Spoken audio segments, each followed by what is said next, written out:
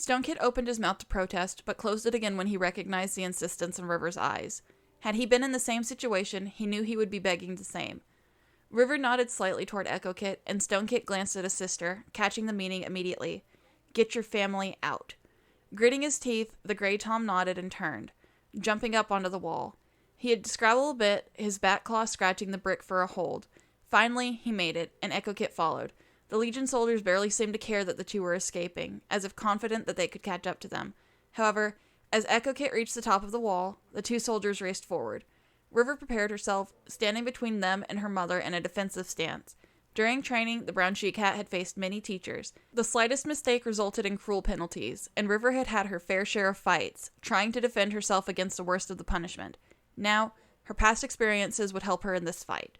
As the first guard, a lean but well-muscled tabby Tom, approached, River darted forward. Surprised, the Tom tried to slow down, skidding on the pavement. River rushed behind him and bit down hard on his tail. The brown Tom yelped in pain and fury and whipped around. River was gone, already moving around him. She attacked from the other side, swiping his flank with her claws. She only managed one blow before his friend hit her hard in the side, sending her skidding across the rough pavement. She tried to get to her feet again, but the first Tom was already there, holding her down by the neck with his paw. The smaller cat struggled against him, but it was obvious she was outmatched. River gasped, unable to breathe with the weight of the Tom pressing on her windpipe. Through a haze, the she-cat looked over at her mother. The empty calico was sitting, still as stone, staring at her. River's thoughts were muddled, but she recognized the fiery anger in her stomach. You did this to her. She glared at the Tom holding her down. I'm going to have fun clawing at you, the soldier spat. I'm not exactly a big fan of your father, and you look so much like him. River felt the Tom's claws unsheathed, cutting into her neck. She struggled, but knew her efforts were futile. Forerunner, she thought weakly. Her vision was blurring, darkening. She couldn't breathe. For a moment, River felt as if the world had grown silent. Not a sound was heard, yet River could have sworn her mother's voice echoed on the breeze. Through a dark tunnel, the brown cat looked toward the calico. Her lips were moving. River. Not daring to hope, River lifted her gaze. Her eyes met her mother's, and she felt like crying out in joy. Her mother's eyes had cleared. They shone sharp and green like grass on a summer day as the calico she-cat began to straighten. Get your filthy claws off my daughter! The two soldiers spun in surprise. There was a flash of calico fur, and Shard rammed into the Tom holding her kit down. River gasped in relief. Her lungs ached, and she lay for a moment, waiting for her spinning mind to settle. Shard landed on the Tom in a screeching fury. Her claws zipped through the air, tearing at the Tom's unprotected belly fur. Finally, he struggled free and ran, leaving a thin trail of blood. Shard turned, her blazing green eyes fixed on the remaining Tom. His eyes widened, but he did not back down. Traitor! He yowled and leapt with claws unsheathed. Shard ducked, but the Tom simply dug his teeth into the calico's tail. River's mother screeched in pain and anger. She twisted and sank her teeth into the tabby's neck, holding on tightly. He let go of Shard's tail and struggled against the calico's grip. With a heave of unimaginable strength, Shard spun, still holding her enemy by the neck, and flung him against the wall. He toppled onto the pavement with a gasp of pain, and Shard stood, back arched and fur on end, hissing. Run, flea pelt, she spat. The Legion soldier struggled to his feet and raced past Shard, skidding around the corner. The moment he had gone, Shard collapsed. New scars marked her side, bleeding onto the ground, and old wounds had reopened. River scrambled to her feet, her head still aching, vision blurry, and ran to her mother's side. Mom, are you okay? Her mother's eyes were half closed, the blazing fire now only a slight glimmer. Happiness sparkled in their depths. My kit, you are safe. You came back to me. Shard lifted her head and licked River's cheek. River pressed her muzzle into Shard's chin, tears stinging her eyes. For a moment, they remained still, happily embracing each other. Then, Shard's head fell onto the ground once again, eyes closed. River's heart skipped a beat. Mom, Shard, hold on. I can get help. Or... The brown cat's words died in her mouth. No. It's over. Shard's eye opened slightly. Go. You have to leave before they come back with more soldiers. River shook her head, unable to speak. I can't leave you again. River, think of your friends. River's eyes widened. Stonekit and EchoKit were still out there. They were still in danger. Please go. I love you. More than you'll ever know. Shard's eyes shone brightly for a moment, and River stared into them. hoping she could drown out time in their depths, but they closed slowly. River flinched and gritted her teeth, tears flowing freely down her cheeks. I love you. Rest well, Mom. Turning her gaze to the sky, she saw that sunlight had painted the clouds a soft pinkish gray. There were no stars, but she didn't care. Look over her. You hear me? She may not have been a warrior, or a clan cat, but she died an honorable death. A warrior's death. And you better welcome her like the hero she is. River bowed her head and licked her mother's cheek, tasting salt and iron. Her mother's sweet scent had long since faded, but River could imagine it. Goodbye. She turned and leapt, clawing her way up and over the wall. As she fell into the grass, a long caterwaul echoed through the streets behind her, the warning alarm. One of the guards was calling for reinforcements. River didn't hesitate. She sprinted across the road and entered the forest, eyes focused straight ahead, mind numb. She would never look back at the city that stole her family from her. River! The brown she-cat jumped as a voice sounded next to her. She was barely aware of her surroundings. Once she left the city outskirts, she had been running blindly. Looking around, she caught sight of StoneKit's deep blue eyes gleaming from the shadows of a bramble bush. He and EchoKit were crouched between the thin brambles, shaking slightly. StoneKit's breath plumed in front of him as he sighed in relief. You're okay, EchoKit said, rushing forward and rubbing her head against River's chest. The tortoiseshell cat was trembling. I'm glad you're both safe, River said hoarsely. Her tone was flat. StoneKit came forward and joined the huddle as well. Placing his tail on River's shoulders, after a moment he withdrew and murmured, Come on, we're still in danger, right? We need to get out of here. River sniffed and nodded, gathering herself. EchoKit nodded as well, but hesitated a moment. What happened to your mother? The tortoiseshell murmured. River simply shook her head. There was no reason to say anything. StoneKit and EchoKit bowed their heads, expressions pained. May she walk with StarClan, the two murmured. They remained still for a moment longer before turning and walking quickly through the trees. Not a word was spoken. The clouds above were light gray, and a chill wind drifted through the bare trees. The snow from the night before had melted, only patches of white still clinging to the ground, thick and icy. There was a smell of wet earth in the air, tainted by the city stench. The three cats picked their way over the mud and slippery brown leaves in depressing silence. They had failed. The trio left the city behind them, only slowing their pace when they had reached the edge of the large forest. River did not say a word as they passed the roads with their roaring monsters, cresting a hill and looking out over the fields. Asleep in the last weeks of winter, and the two-leg place, nests covered in snow, StoneKit and EchoKit did not break the silence, attempting to give River her space. When the three grew tired, they rested in a small outcropping of trees on the edge of the two-leg place. StoneKit went hunting, while EchoKit lay down beside the brown she-cat. River rested her head on her paws and stared at the trunks of the trees around them.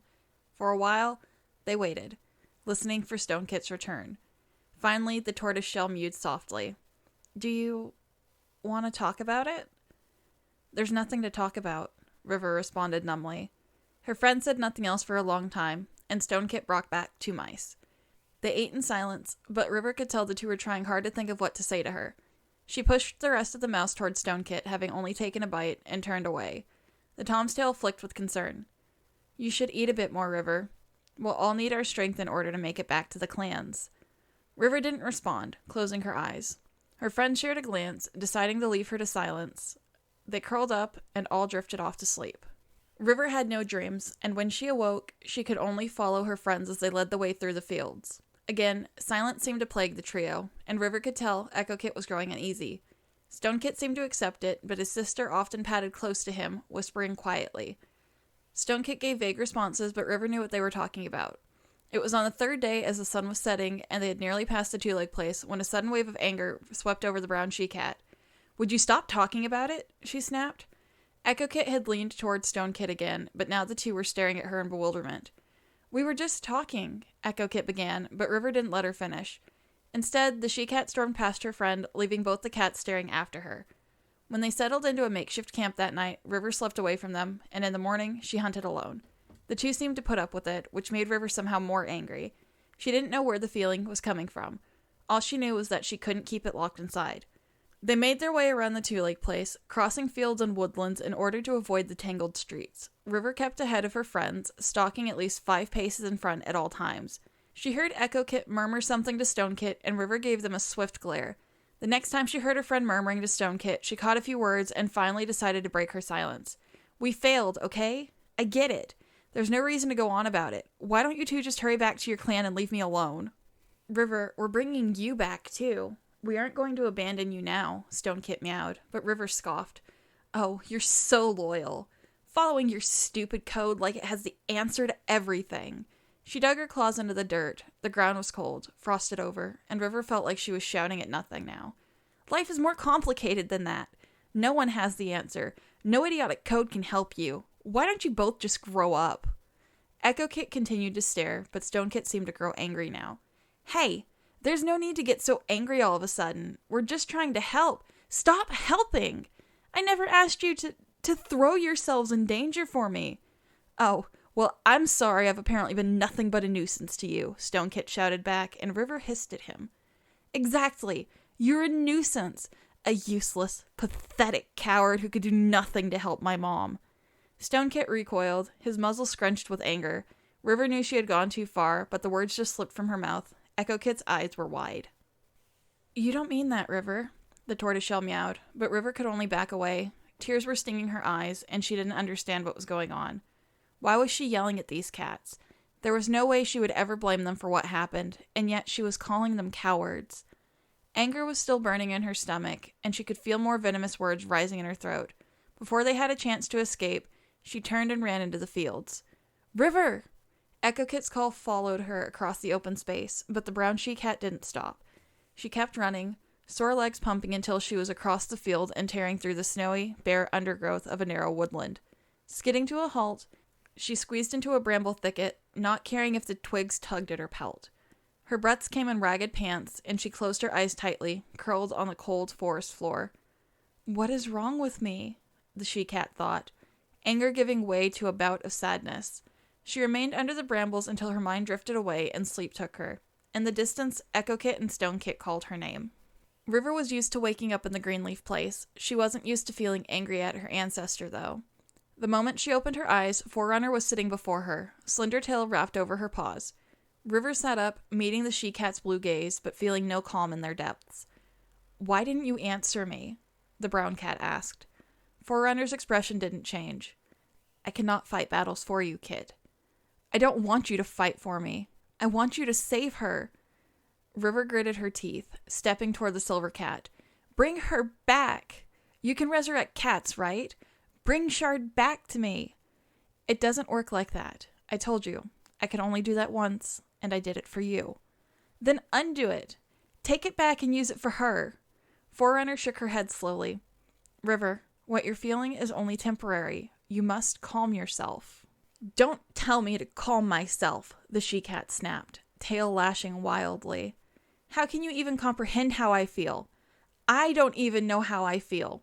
The ancestor was silent for a moment. Calmly, she murmured, What happened, River? The brown cat stared in disbelief, anger rising. You know what happened. Tell me. You know. Why are you upset? Forerunner cocked her head slightly. Are you scared to say it? No, I'm not scared. I'm not. It's just... Tell me what happened. She's dead, Forerunner. River exploded in the she-cat's face, one burst of pure rage. She died, killed by the fox dung-eating legion. And I'll kill them. You hear me? I swear I'll kill them. Because I'm never going to see her again, and it's all their fault. I'm never going to see her, and it's... The rage subsided, leaving the she-cat to sink down onto her haunches. Head bowed to the floor, her voice no longer held any heat, just bitter sadness as she mewed. She's gone. My mom's gone. Forerunner said nothing, eyes softening as she watched the young cat cry. I couldn't save her. And now, I'm all alone. You were wrong, Kit. Forerunner's voice was no more than a whisper, warm and soothing. She bent toward River, touching her chin to the cat's forehead. You're no longer alone at all. River felt herself falling to the side, and she opened her eyes. The green trees had disappeared, along with any hint of her ancestor. Lifting her head, River slipped out from beneath the brambles. The moment she stepped into the open air, her eyes widened. Stonekit and EchoKit were sleeping beneath the trunk of a tree, not 2 tail lengths away from where she had been hiding. The two must have followed her scent and found her asleep, deciding to wait outside for her. A wave of guilt crashed upon the young she-cat as she stared at her friends. In a quiet voice, River mewed. I haven't been fair to either of you. You've done so much for me, and I've barely known you for a moon. You truly are the most loyal, most courageous warriors. Her voice cracked, and she bowed her head. I don't know how I can repay you.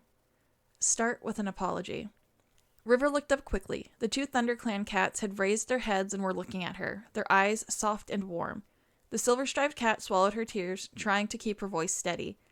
I'm sorry. I'm so sorry for everything I've put you through. And I'm sorry for being so abrasive and short-tempered. I'll try to do better. It's just been... She was cut off by Echo Kit, who crashed into her with an overwhelming hug, knocking them both into the snow. Apology accepted, the she-cat meowed, beaming. Stonekit came forward to embrace them both, helping River to her feet. The two siblings withdrew, and Echo Kit locked eyes with the loner. We get that it's hard, but if you really want to make it up to us, then come back to the clan, all right? The silver-striped she-cat looked away. I'm not fit to be a warrior. That's a load of fox dung, Stonekit meowed, waving his tail. If you really believe that, then I want you to promise me that you'll prove yourself wrong. Yeah, Echo Kit added, eyes shining. Promise us both. You'll come back to the clan and prove to everyone, especially yourself, that you'll become one of the finest warriors anyone's ever seen. That's a lot to... River trailed off, eyes flicking between the two young cats. How can I possibly refuse? Even if they asked me to do a difficult, nigh impossible task, I could never turn them down. We may have failed in the end, but they pulled off the impossible for me, and they did it simply because they knew I needed help. The brown she-cat lowered her gaze, closing her eyes as she gathered her strength. Straightening her back, she looked at her friends, determination seeping into her. I promise, I'll become a great ThunderClan warrior, if that's what it takes to repay you. Stonekit and Echo Kit smiled widely, and together they meowed. Then let's go home.